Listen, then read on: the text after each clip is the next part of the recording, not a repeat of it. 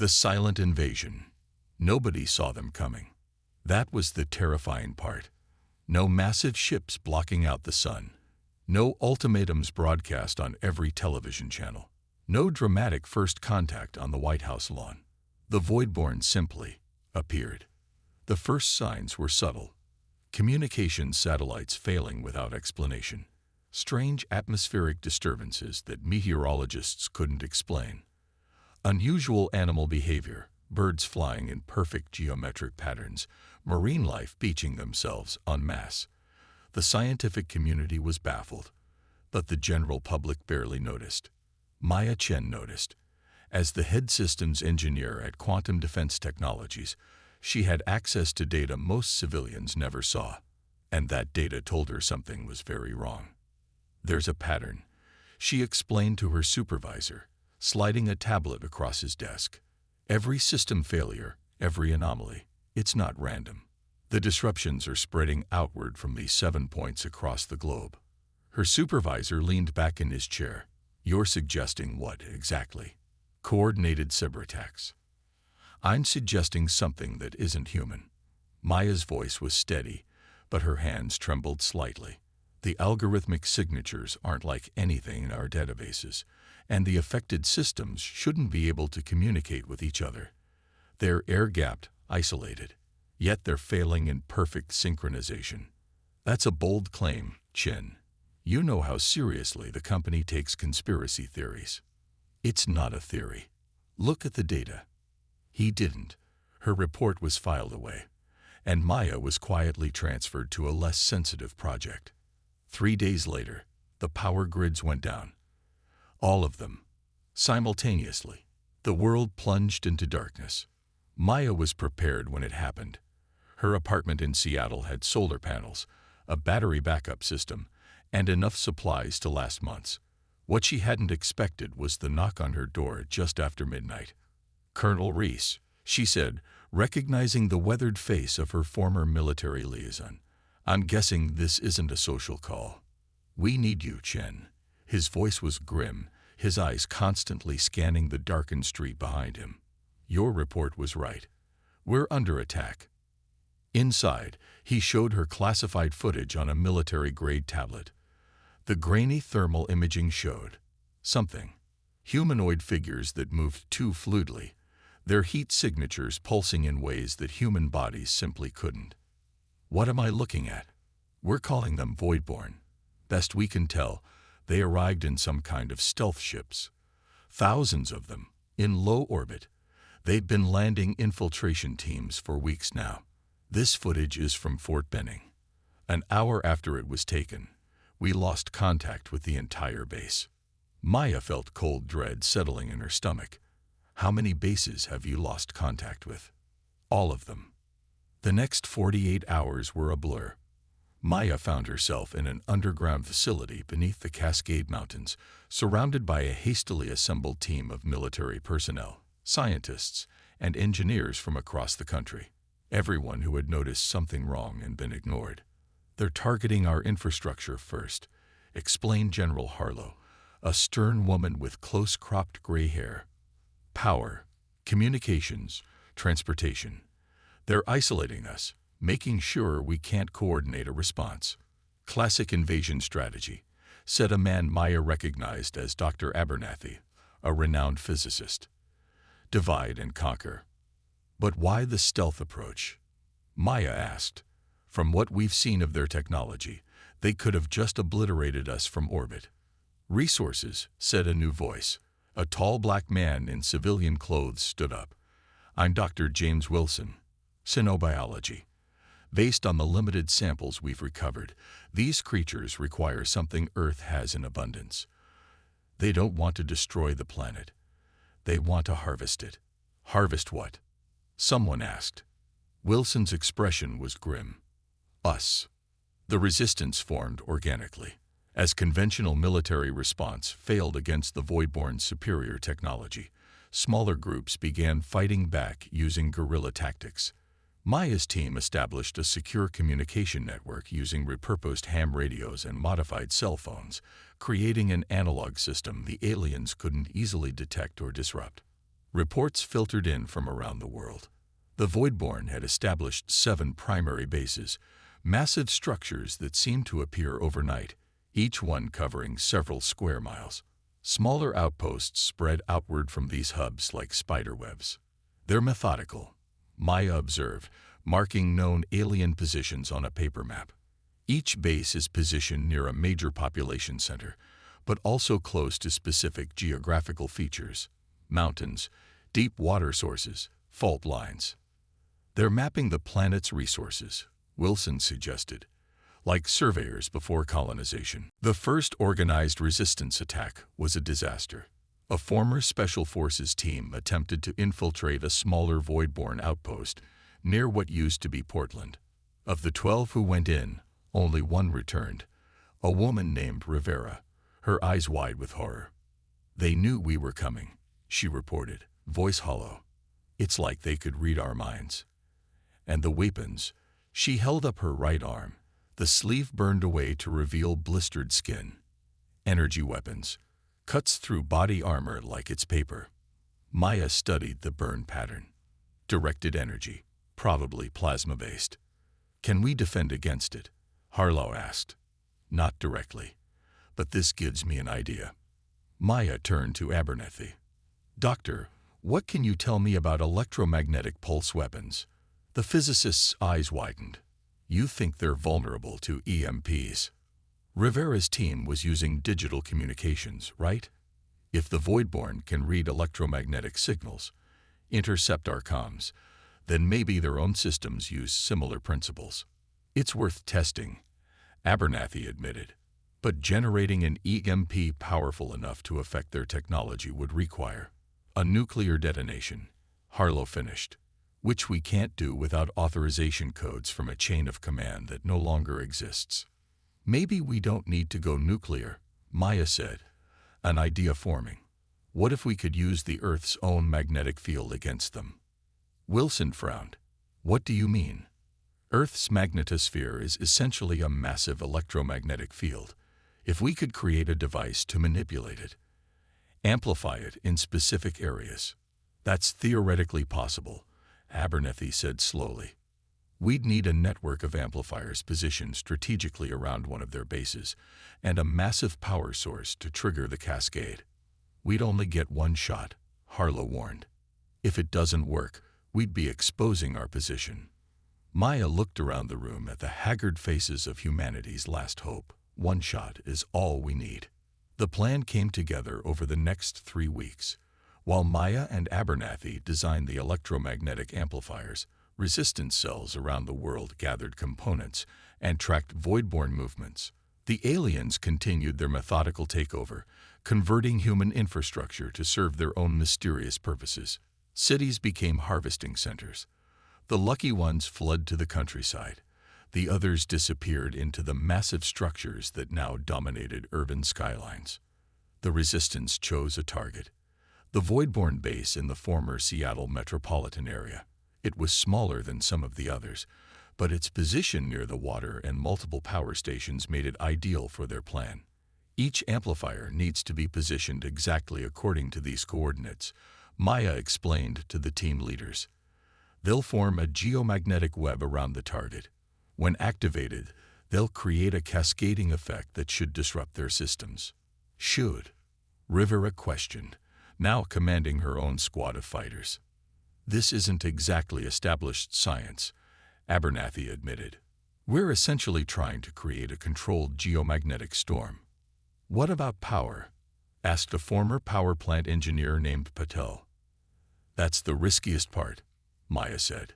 "We need to temporarily reconnect the hydroelectric dam at Snoqualmie Falls. The Voidborn have been using it to power their own systems, but they've modified it. If we can hijack that power for just 30 seconds, we can trigger the amplifiers." General Harlow studied the plan. "We'll need 3 teams, one to place the amplifiers, one to secure the power station, and one to coordinate from a safe distance." "I'll lead the power station team," Maya volunteered. "No," Harlow said firmly. "You and Abernathy are too valuable. You'll coordinate from our mobile command center. I'll take the power station." No one mentioned that the survival odds for the power station team were practically zero. "We've been running for 3 months," Rivera said, breaking the silence. "Watching these things take our world piece by piece. I don't know about the rest of you, but I'm ready to hit back." A murmur of agreement rippled through the room. "Operation Thunderstrike begins at dawn," Harlow declared. "Get some rest. Tomorrow, we start taking our planet back." That night, Maya couldn't sleep. She sat outside the bunker, gazing up at stars partially obscured by the strange atmospheric disturbances the Voidborn had created. Somewhere up there were thousands of alien ships minus 9,900 according to their best estimates, waiting to ferry Earth's resources back to wherever they came from. Beautiful, isn't it? Dr. Wilson sat down beside her, offering a cup of what passed for coffee these days. "What is?" "The fact that we're still fighting." He nodded toward the bunker where dozens of humans from different countries, backgrounds, and beliefs had united against an existential threat. That's humanity's real strength. Not our technology or our military might. It's our stubborn refusal to give up, even when the odds are impossible. Maya sipped the bitter drink. "Do you think it'll be enough?" Wilson considered the question. "The Voidborn clearly have superior technology, but I'm starting to think they fundamentally misunderstood what they were dealing with when they came here." "How so?" "Throughout our history, humans have been fighting each other. Tribe against tribe, nation against nation.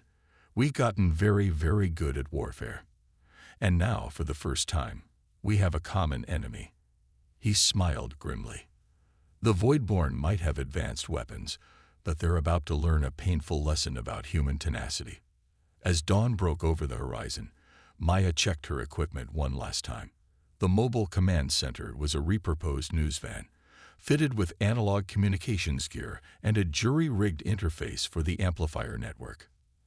Abernathy gave each device a final inspection.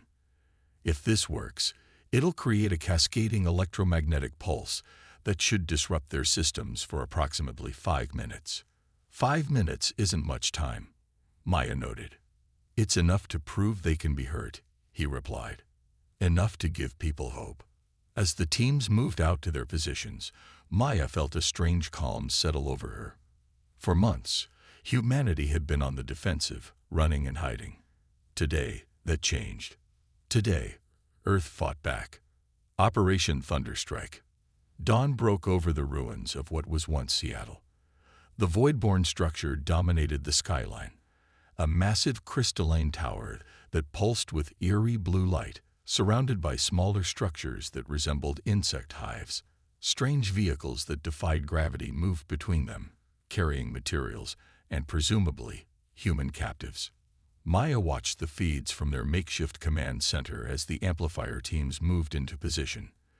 Each 3-person squad carried one of the devices Abernathy had designed. Copper coils wrapped around magnetite cores, connected to crude but effective triggering mechanisms. "Team Alpha in position," crackled the radio.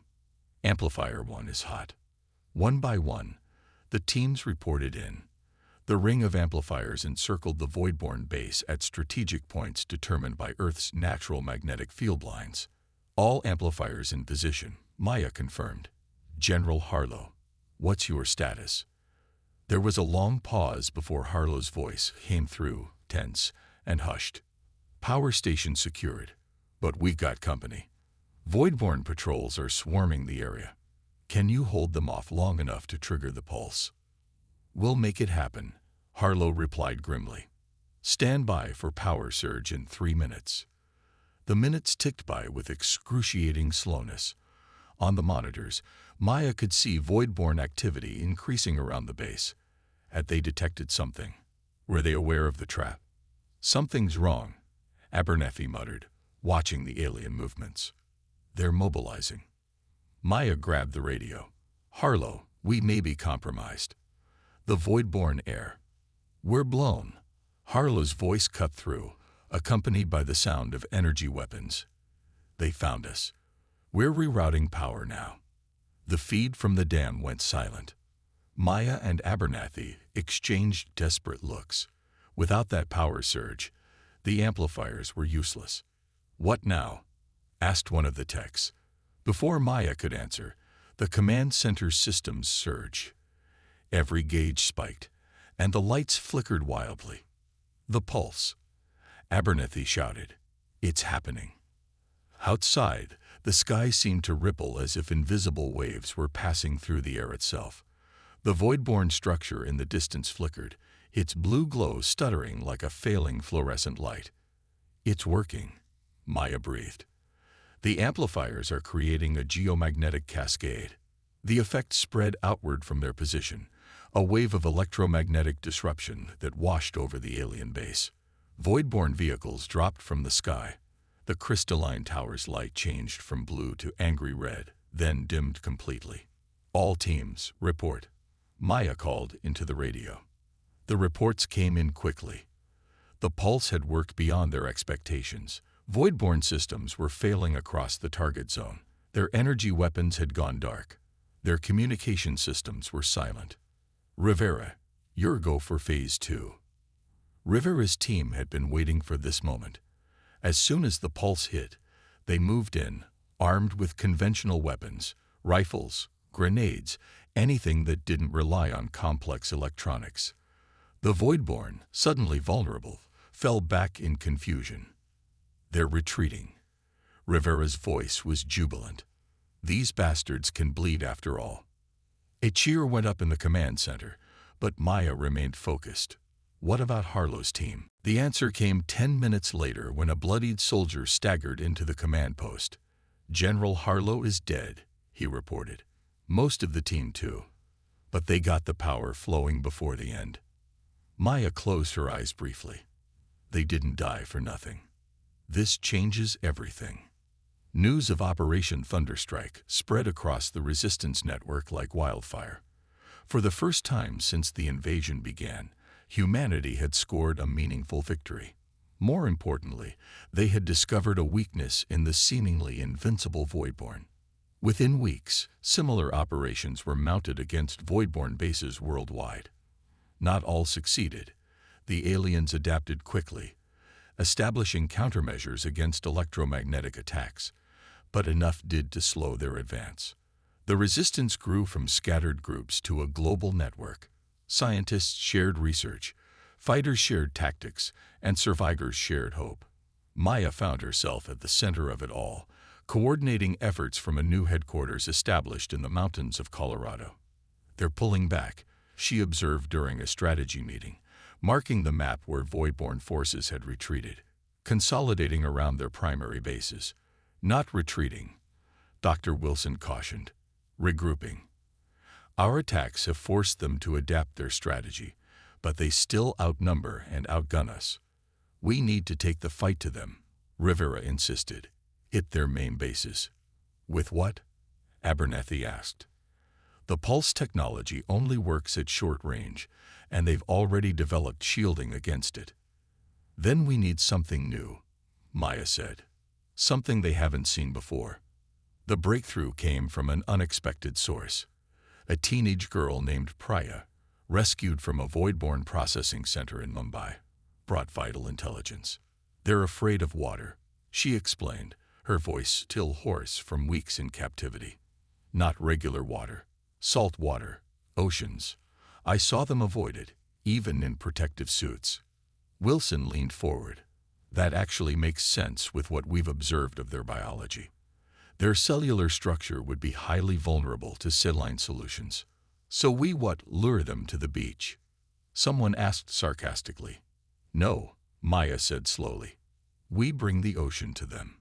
The plan that emerged was audacious to the point of insanity. Using modified irrigation systems and water pumps salvaged from agricultural facilities, they would flood the perimeter of the Tokyo Voidborn base, one of the 7 primary structures that controlled the others. "Once we breach their outer defenses with a targeted EMP, we pump seawater into their ventilation systems," Maya explained. "According to Priya, their environmental control systems are centralized. If we can contaminate it, the entire base will be affected." "This is assuming they haven't already adapted to the salt water vulnerability," Abernathy pointed out. It's a risk, Maya admitted, but it's the best plan we have. The attack on Tokyo was set for the winter solstice, the longest night of the year in the northern hemisphere. Thousands of resistance fighters from across Asia converged on the Japanese capital, now a hive of alien activity. As with Seattle, they positioned amplifiers around the base.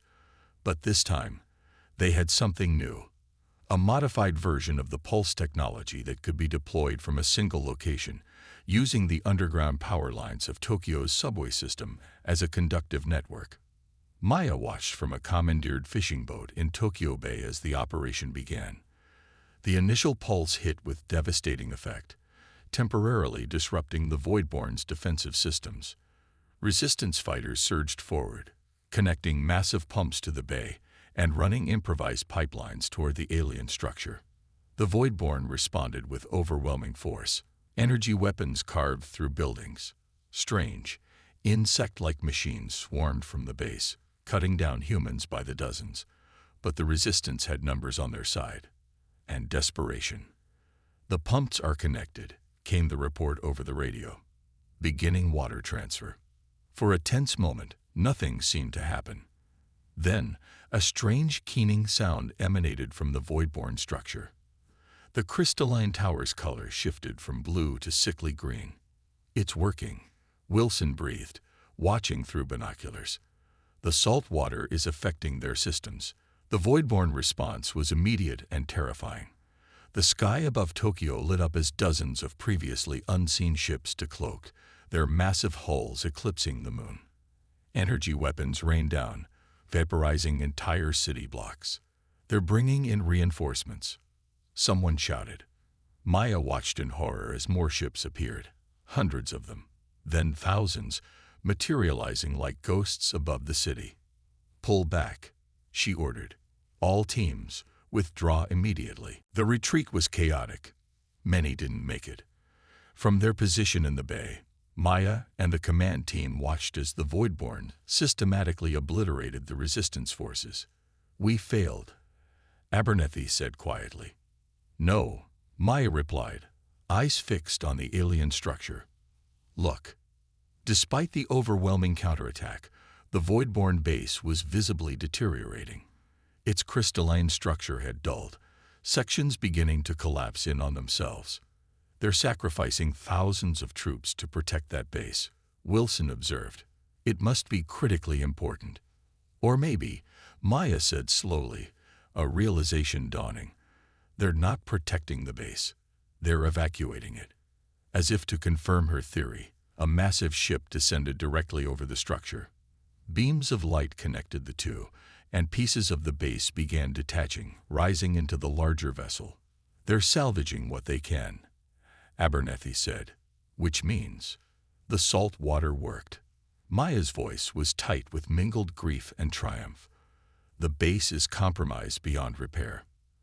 As dawn broke over Tokyo Bay, they counted the ships gathering in the sky. Thousands upon thousands, a fleet so vast it seemed impossible that it could have remained hidden for months. "There are 9,900 of them," Wilson said grimly, reading from a scanner. "That's their entire invasion force." Maya watched as the ships began to form a pattern above the ruined city. "No, that's their evacuation force." The next phase of the war was brutal. The Voidborn, abandoning stealth for overwhelming force, launched direct attacks on human-resistant strongholds around the globe. Millions died. Cities burned. But humanity, seeing the aliens' full force revealed, responded with unprecedented unity and ferocity. The resistance weaponized salt water, loading it into crop-dusting planes, fire trucks, anything that could spray it. They targeted Voidborn ground troops, supply lines, and smaller bases. The aliens, vulnerable to this simple substance, found themselves on the defensive for the first time. 6 months after Operation Thunderstrike, the tide of war shifted dramatically. 5 of the 7 primary Voidborn bases had been compromised, forcing the aliens to abandon their methodical takeover for a desperate holding action. "They're retreating to Antarctica," Maya noted during a global resistance council. The room was filled with military leaders, scientists, and civilian commanders from every continent. A united human front. "Why Antarctica?" asked a Brazilian general. "It's their last intact primary base," Wilson explained, "and it has direct access to the deepest part of the ocean. We believe they're preparing for a mass evacuation." "Let them run," suggested a Chinese commander. "Our priority should be reclaiming our cities." "No," Maya said firmly. "If they escape, they'll return with an even larger force. We need to end this now." The final battle plan was named Operation Poseidon's Wrath. Every surviving military asset on Earth, ships, planes, ground forces, converged on Antarctica, supported by a civilian armada of fishing vessels, cruise ships, and private boats carrying resistance fighters. The Voidborn responded by concentrating their remaining ships around the Antarctic base. 9,000 ships formed a defensive ring so dense it created an artificial eclipse over the southern continent. Maya, now a general in the Unified Resistance, coordinated from the U.S. Theodore Roosevelt, one of the few aircraft carriers to survive the initial invasion. "All forces in position," reported her XO. "Ready on your command." Maya hesitated, thinking of the millions already lost, and the millions more who would die in the coming battle. "Begin Operation Poseidon's Wrath." The attack commenced with a barrage of conventional weapons, missiles, artillery, anything that could reach the alien ships. Most were intercepted, but they served their purpose as a distraction. Meanwhile, specially equipped submarines approached the underwater portion of the Voidborn base, carrying megaton charges of concentrated salt. The Voidborn detected the underwater approach and responded with devastating counterfire. The ocean boiled as energy weapons superheated the water, vaporizing the lead submarines instantly. "We're losing the underwater approach," Maya's tactical officer reported grimly. "Switch to Plan B," she ordered. "Launch the atmospheric dispersal." High above the battlefield, a squadron of modified weather planes released their payload, tons of aerosolized salt crystals carried on the powerful Antarctic winds. The particles descended like invisible snow, coating everything below. The effect on the Voidborn ships was immediate. Their hulls began to corrode, energy weapons sputtered, and defensive shields flickered. Some smaller vessels simply fell from the sky, crashing into the ice below. "It's working," someone shouted. But the victory was short-lived. The largest Voidborn ships, apparently protected by more robust shielding, began a systematic bombardment of the human forces. The Theodore Roosevelt shuddered as energy beams sliced through its hull. "We're taking heavy damage," the tactical officer reported. 30% of our forces already neutralized." Maya studied the battlefield display.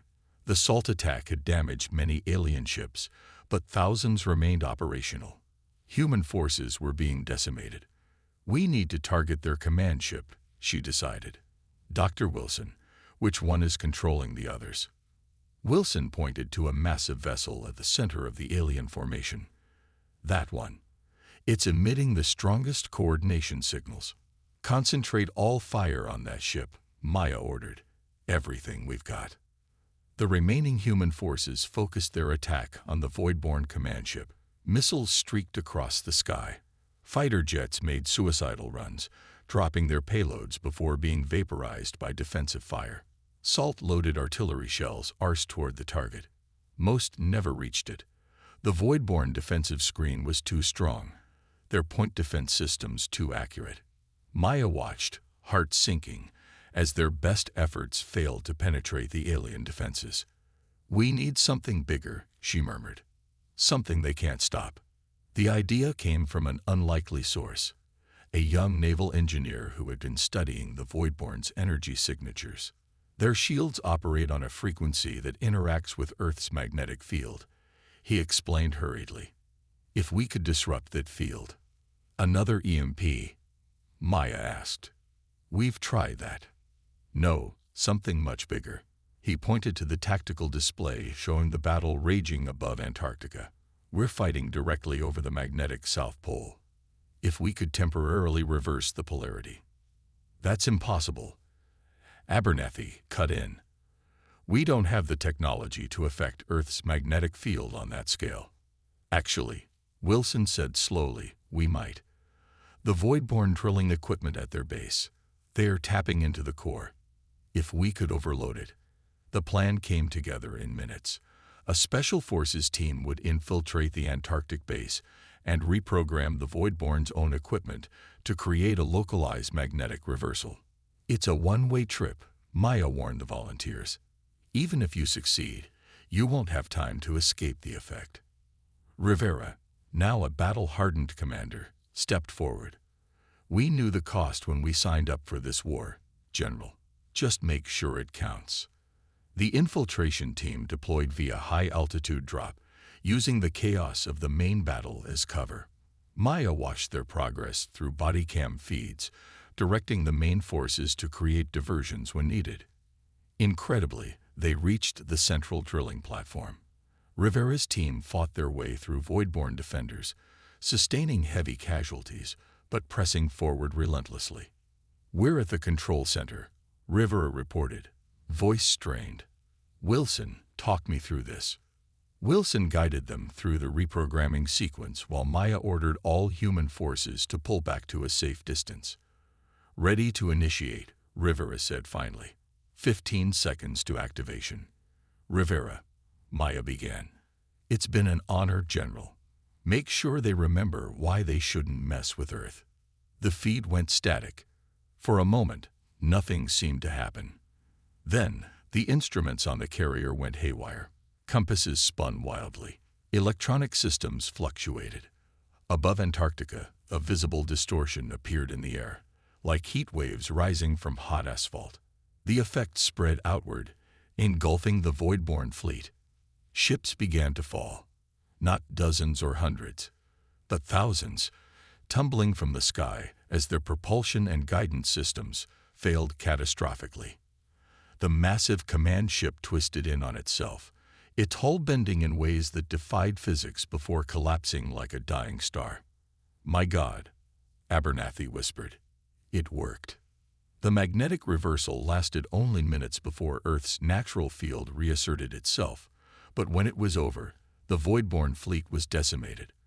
Of the 9,900 ships that had once threatened Earth, only 17 remained intact, limping away from the battlefield and accelerating toward the depths of space.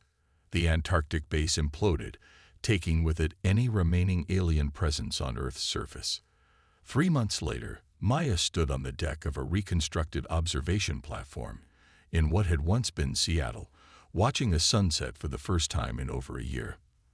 The Voidborn atmospheric modifications had finally dispersed, revealing the familiar blue sky hidden for so long. Wilson joined her, leaning on the railing.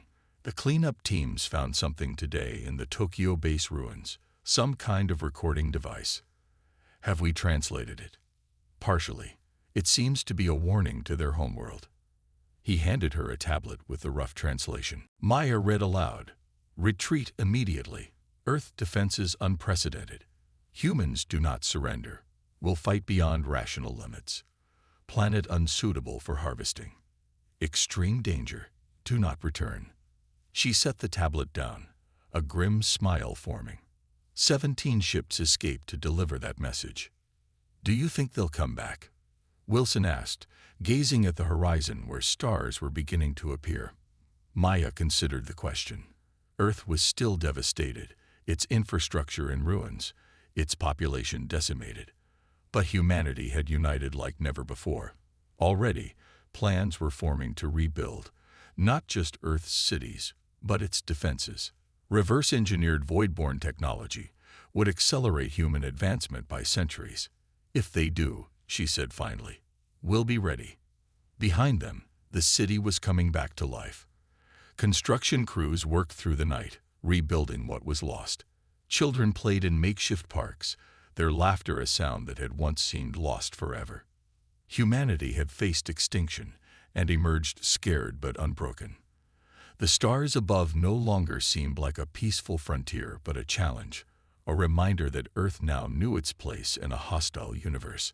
And if the Voidborn or any other would-be conquerors returned, they would face a species forged in the fire of invasion, united by a simple, ironclad truth that 17 desperate alien ships had carried back to the stars. Don't mess with humans.